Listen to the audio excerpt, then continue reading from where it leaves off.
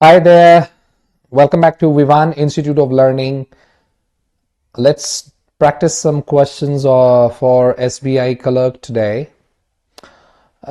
Before that, this is our Telegram channel by the name of Vishal, English by Vishal sir, where you can find the PDF and link of the live classes. We do live classes daily at 8 a.m. in the morning. The Hindu newspaper editorial, very important session for any aspirants of competitive examination. And do not forget to like, comment, share and subscribe if you haven't done it yet. So this is the first question for you. You can pause the video and find the answer. I hope you must have done it, and the answer of this question is option D, child's play. So using computers nowadays is child's play, है ना, means very easy. So idioms का question है, आप मुझे comment में बताना आज की क्लास में से सबसे अच्छा idiom आपको कौन सा लगता है. नो पिकनिक का मतलब होता है no fun, which is not interested, not exciting. Pat on the back is means you praising somebody, है ना, पीठ थपथपा रहे हैं आप किसी की, शाबाश बेटे शाबाश. वैसे शाबाश की इंग्लिश प्लॉडेट्स होती है, ध्यान रखना, और ये एक प्लूरल नाउन होता है. हरक्यूलियन टास्क का मतलब होता है डिफिकल्ट टास्क, जो बहुत ही ज्यादा डिफिकल्ट होता है उसे बोलते हैं हरक्यूलियन टास्क. और वेज आउट का मतलब होता है रिलैक्स करना, specially after facing the trouble. तो जो आप रिलैक्स करते हैं उसको वेज आउट बोलते हैं. फिर आदमी क्या है ना, वेजिटेबल खाता है आराम से बैठ के. नेक्स्ट डायरेक्शन है जी, मैच द कॉलम के क्वेश्चन है, अक्सर आते रहते हैं बैंकिंग के एग्जाम में. कॉलम 1 और कॉलम 2 को मैच करना है. ये रहा क्वेश्चन आपके सामने. पॉज करके आंसर बताएंगे जल्दी से. आई होप आपने कर लिया होगा. The answer of this question is option D. Option D is the answer. A E and B D is the answer. तो पढ़ लेते हैं जी. The starstruck fan was too shocked to speak, so he just stared and blinked his eyes over and over again. तो starstruck का मतलब है कोई अपना फेवरेट मूवी स्टार दिख जाता है सामने तो वो स्ट्रक हो गया, मतलब एकदम से होता है ना कि निशब्द हो गया, कोई शब्द ही नहीं थे उसके पास और एकदम से वो उसको देखकर शॉक हो गया. तो कोई शब्द ही नहीं थे उसके बाद. क्लियर पता लग रहा है पास्ट टेंस में है, और यहां पर भी देखिए पास्ट टेंस का ही यूज हो रहा है. जस्ट स्टेयर्ड एंड ब्लिंक्ड, तो ये बिल्कुल ठीक मीनिंग दे रहा है. The tea didn't taste very good, so I used some sugar to sweeten it. ये भी बिल्कुल ठीक है जी. स्वीटन वर्ब की फर्स्ट फॉर्म होती है. वैसे अक्सर एन वाले वर्ड वर्ब की थर्ड फॉर्म भी बनाते हैं, लेकिन स्वीटन का केस अलग है जी. स्वीटन, स्वीटनड, स्वीटनड होता है. बाकी being a very picky eater I tend to sort the food on my plate. To sort candy like skittle, यहां पर गड़बड़ हो गया ना. To sort candy like sweetie, ये कोई मीनिंग नहीं दे रहा है ना. ये डिपेंडेंट क्लॉज है और ये भी डिपेंडेंट क्लॉज है, तो ये तो पूरा अपने आप में सेंटेंस है पूरा. इसके बाद अगर आपने कॉमा दिया है तो कुछ आना चाहिए था ऐसा जो सब्जेक्ट और वर्ब से होता. तो यहाँ पे, और अगर टू प्लस वर्ब की फर्स्ट फॉर्म को सब्जेक्ट बना भी रहे हैं तो आगे कोई वर्ब नहीं दिखाई दे रही, इसलिए ये आंसर नहीं होगा. Next question 3, match the column करेंगे जी, पॉज करके करेंगे. Answer is option E. So mother tried to insert a gift into the trinket box. वो बॉक्स में रख रही है. ट्रिंकेट बॉक्स क्या होता है, ज्वेलरी के बॉक्स होते हैं ना, उनको बोलते हैं. तो छोटा सा होता है जी, लेडीज के पास होता है, आपने कभी देखा हो तो. ट्रिंकेट बॉक्स मैंने यहाँ इमेज नहीं लगाई उसकी, नहीं तो इमेज दिखा देता आपको.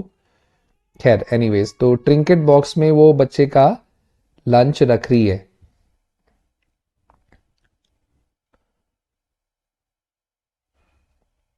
और आंसर क्या बन रहा है, ए के साथ मिल रहा है डी, है ना. ट्रिंकेट बोर्ड में रखा, but it was much too big to fit inside. लेकिन वो बहुत बड़ा था कि वो फिट नहीं हो पाया, उसके अंदर नहीं जा पाया. ठीक है, तो बिल्कुल यहाँ पर ये मीनिंग बना रहा है। और यहाँ पर मैं एक चीज आपको याद दिला दूं, ये मच टू का यूज आपको याद दिला देता हूं। मच टू जो होता है ना, वो एडवर्ब होता है, ध्यान रखना। तो इसका जो यूज है वो एडजेक्टिव के लिए किया जाता है या एडवर्ब के लिए किया जाता है, क्योंकि एक एडवर्ब जो है वो वर्ब के साथ साथ एडजेक्टिव और एडवर्ब के लिए भी लगती है। जबकि टू मच जो होता है, टू मच एक एडजेक्टिव भी है और एडवर्ब भी है, ध्यान रखना। तो टू मच क्या है, टू मच का यूज एक तो आप नाउन से पहले करोगे या फिर वर्ब के बाद करोगे। एक्चुअली टू मच जो है ना, वो एडवर्ब ऑफ मैनर है कि कोई काम कैसे हो रहा है। तो जैसे हम बोलते हैं शी टॉक्स टू मच, बहुत ज्यादा बात करती है। तो हालांकि क्वांटिटी भी इसमें झलक रही है, बट एनीवेज मच टू जो है वो एडवर्ब ऑफ डिग्री है, वो कभी भी वर्ब के लिए नहीं लगेगा, ये ध्यान रखना है। तो जहां वर्ब आ जाएगी वहां पे टू मच, नाउन आ जाएगा तो टू मच, लेकिन अगर एडजेक्टिव आ गया है तो मच टू लगाना है। ठीक है, तो मच टू बहुत बड़ा था, but it was much too big to fit inside, तो वो अंदर नहीं आ पा रहा था गिफ्ट जो था। नेक्स्ट है the family members couldn't all agree on a vacation spot so they let grandpa choose.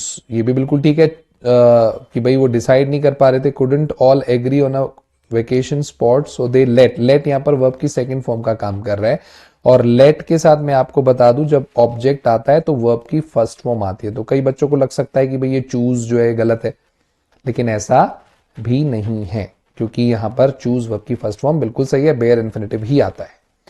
Next question देख लेंगे, एरर बताना है जी, है ना। तो बताएंगे जी क्या एरर है, वीडियो पॉज करके जल्दी से बताइए क्या एरर है।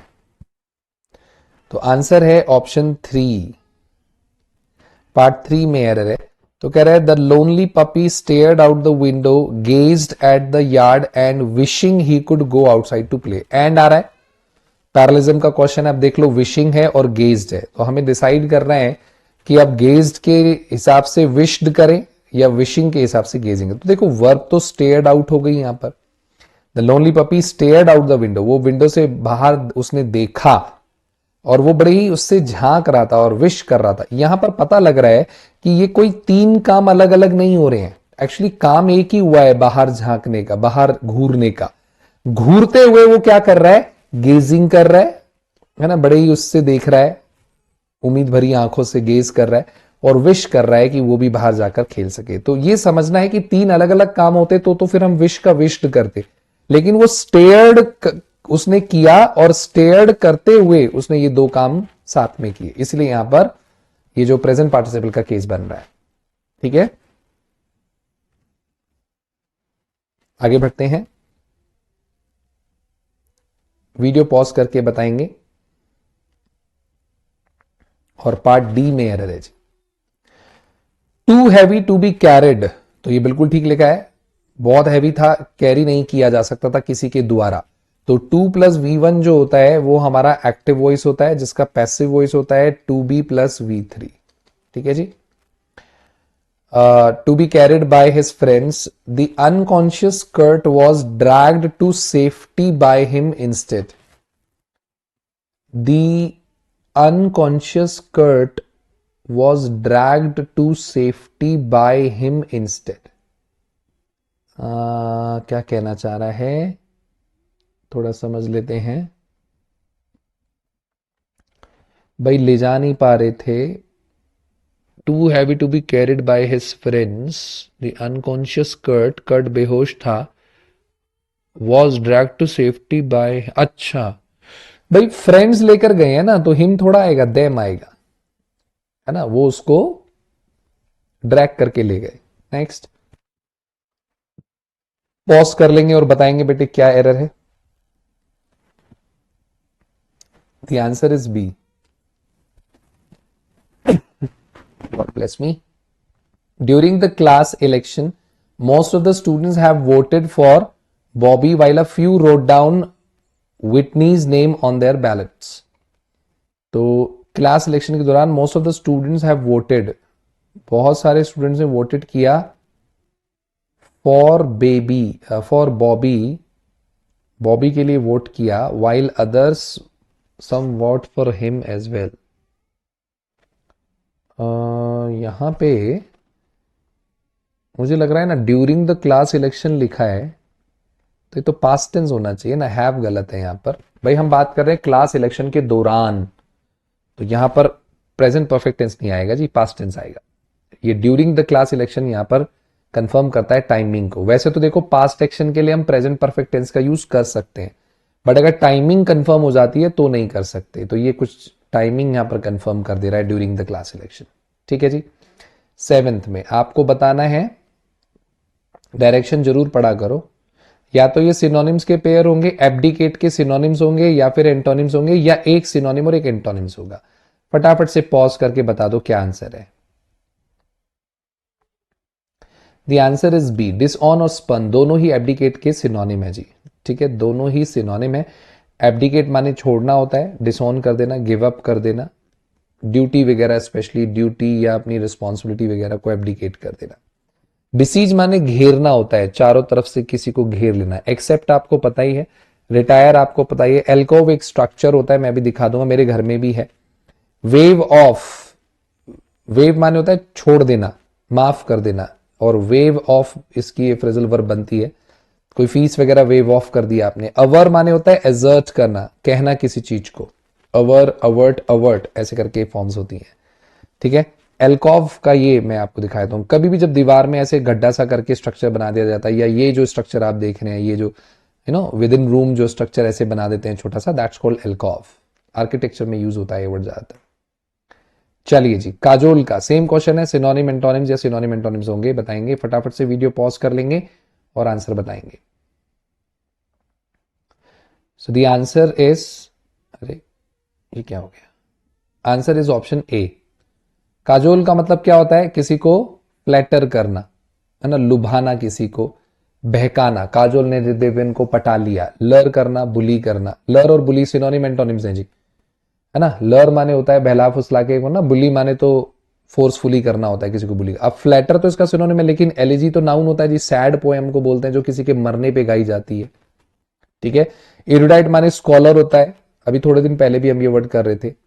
ब्लैंडिश भी इसका सिनोनिम है, इसका मतलब भी फ्लैटर होता है, किसी को ब्लैंडिश करना।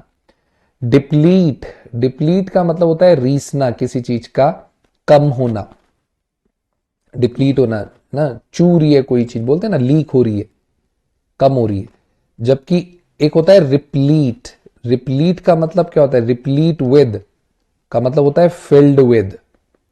ध्यान रखना, रिप्लीट डिप्लीट दो वर्ड है। रिप्लीट माने खाली होना, रिप्लीट माने भरना। डीवीएस माने धोखेबाज होता है, जो डिसीवर होता है। ठीक है, तो ये कुछ अच्छे शब्द हैं, इनको देख लेंगे। फिल इन द ब्लैंक्स बताएंगे जी, पॉज कर लेंगे वीडियो को और जल्दी से बताएंगे क्या आएगा यहां पर। कभी कभी सेंटेंस फिलर्स भी आ जाते हैं ना, कभी कभी वर्ड फिलर आते हैं, तो सेंटेंस फिलर भी आ सकते हैं, देख लीजिए इसको। इसका आंसर होगा ऑप्शन बी, केवल पहला सेंटेंस आएगा। तो ये सेंटेंस ऐसा है जी, इसमें कॉन्टेक्स्ट देखना पड़ता है आपको, है ना, कि क्या कॉन्टेक्स्ट लग रहा है। तो वो कह रहा है, the monsoon never recovered from the stuttered start which saw progress stall for over 10 days of the western coast. तो रुक रुक के स्टार्ट हो रहा, स्टटर माने होता है हकलाना टाइप ना, रुक रुक के स्टार्ट हो रहा था, और प्रोग्रेस रुक गई थी जी। स्टॉल माने रुकना भी होता है, 10 दिन हो गए थे वेस्टर्न कोस्ट की तरफ। तो अब देखो क्या आ सकता है, कह रहा है although rain over the entire country falls under the normal category, the monsoon never recovered from the stuttered start.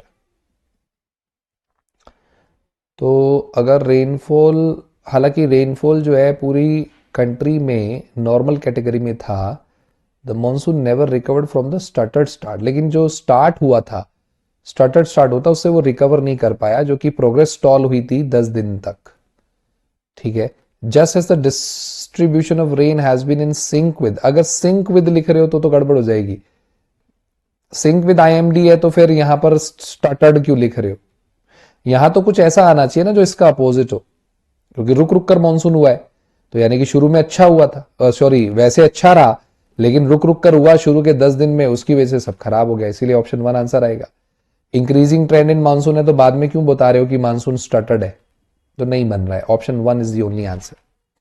Next 10th में बताएंगे जी, आपको क्या बताना है, रिप्लेस करना है कंप्लीट सरप्राइज को एक ईडियम से। इसीलिए मैंने आपसे पूछा है, आज मुझे आप कमेंट में जरूर बताएंगे कि आपको सबसे अच्छा ईडियम आज की क्लास में कौन सा लगा, और कौन सा ऐसा ईडियम है जो आपको अच्छा लगा बहुत ज्यादा।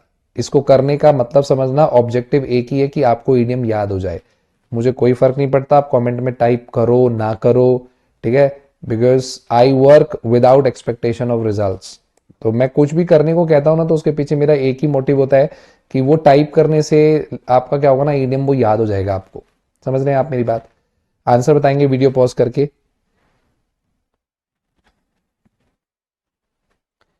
ये रहा इसका आंसर।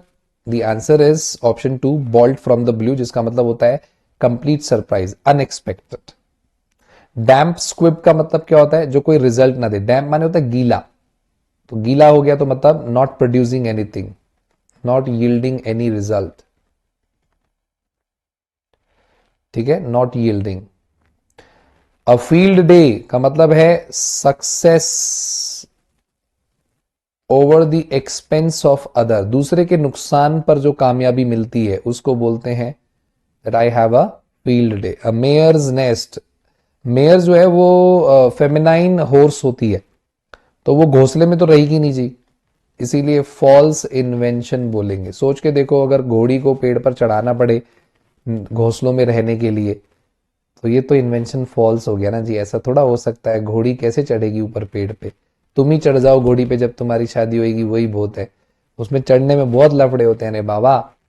हाँ, सपोर्ट चाहिए होता है चढ़ने के लिए भी। वो घोड़ी थोड़ी थोड़ी सी हिलती है तो ऐसा लगता है जैसे एक मंजिल पे बैठे हो। मैं बैठा हूं ना, मैं बता रहा हूं आपको। चलो जी, सो होमवर्क में यही कहूंगा कि सेम कंटेंट जितना हो सके रिवाइज करिए। So time to bid adieu. Thank you very much. I am your English mentor signing off. Take care. या